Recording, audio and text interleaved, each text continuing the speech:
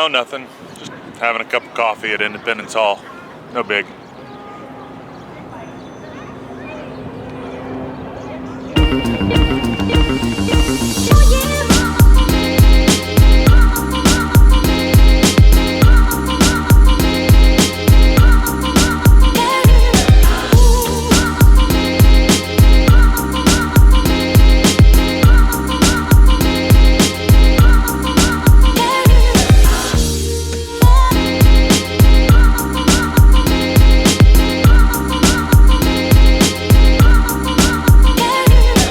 Tens, how you doing? I'm in Philadelphia, here for a meeting with some of my colleagues. These are the same colleagues that I went to Alabama with back in January. My Senate executive colleagues, the people who basically do what I do. Waffle House Terry will be here, right? Yeah, so we're in Philadelphia. And I got in a little early today before my hotel room was ready. So they said, you're gonna have to go find something to do. So I'm down here at Independence Hall. I'm gonna go see the Liberty Bell. I've never seen these things before. Here's what's always impressive to me. Like, this is, that's an old building. I mean, these are old buildings, and they've been preserved, and people had the foresight to preserve them. I mean, there's some decent buildings around here and some modern structures, and they had the foresight to preserve them. So that's kind of awesome. I'm happy that people do that. I'm glad that we as a species think to do things like that. That makes me really happy.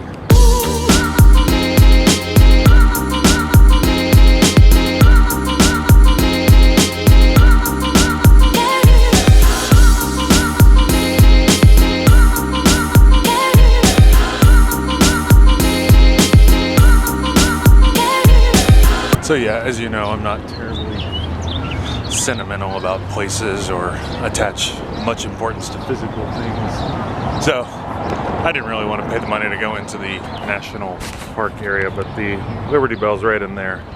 I can see it, I saw it, I can tell my children I saw it. That's good enough for me. In all honesty, I think I'd rather go inside a building because I really like architecture. So I think I'd rather go inside a building than go look at a bell. All right, that's good enough for me. That makes me happy. I've seen history. Life is good. I got a call that my hotel room is ready, so I'm gonna walk back there. Because, you know, as much as I love history, which admittedly is not a ton, the Royals play in about 20 minutes, so I'm gonna go do that. So I think I'm actually one of the last executives to arrive. Several of my colleagues have been here for a few days. They're attending the White Privilege Conference, which is happening in Philadelphia this year. I wasn't able to come, but from what I've been able to gather through tweets and Facebook stuff, looks like it was going really, really well, and it was just truly an exceptional conference. Also, looks like the Peace USA had what we call ecumenical advocacy days down in Washington, D.C. this week. So, I mean, there are two major things that I missed that I'm a little frustrated about, but you know, you can't do everything. That's just the way it works.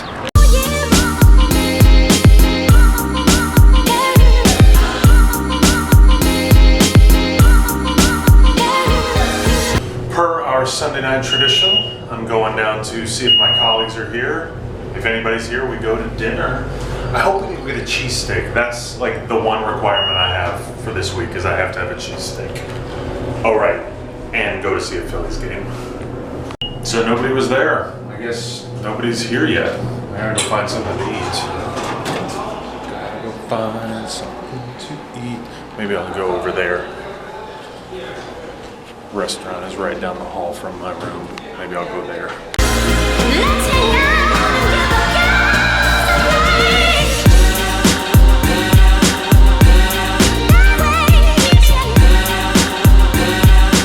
So I was wrong. Turns out we were meeting at 6:30, not 6. But I had already gone down to the restaurant and had ordered fish and chips and was actually eating said fish and chips when I got a text message from Terry. Where are you? I'm a failure. I'm a failure. I am a failure. It's all right. Sporting comes on here in just a few minutes and, well, yeah. So being at Independence Hall today made me think about freedom.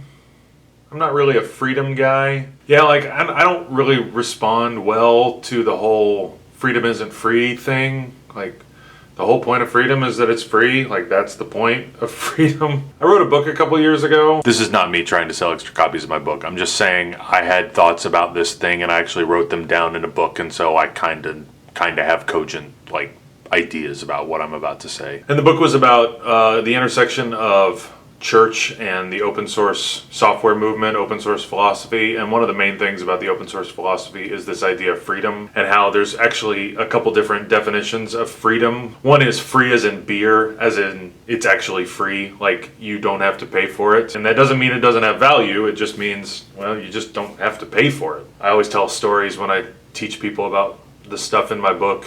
Like, coffee for me is so very important, and when I go speak, oftentimes people give me like free cups of coffee, and just because it's free doesn't mean that it doesn't have any value. I mean, it has a ton of value for me. The other kind of freedom is free as in speech. I get to do and say and be whatever it is that I want to do and say and be, as long as it doesn't inhibit your ability to do and say and be whatever it is that you want to do and say and be. To track all that. And you know, when I went down to Independence Hall, I was aware that that's the kind of free that we're talking about. In fact, I think all of our fights as human beings between one another, I think all of our fights really have to do with where is the line between me getting to do and say and be what I want to do and say and be, and somebody else getting to do and say and be what they want to do and say and be. And what makes me sad is that, for the most part, I think that we're trying to maximize our own ability, our own freedom in that regard, rather than trying to maximize somebody else's freedom. And I mean, I understand, you know, tyranny, I get it.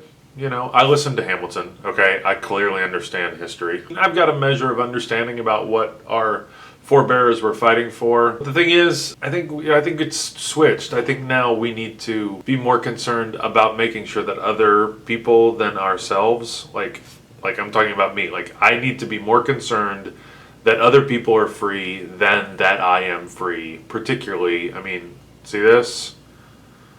Young straight white male, right? I can do whatever I want to, really.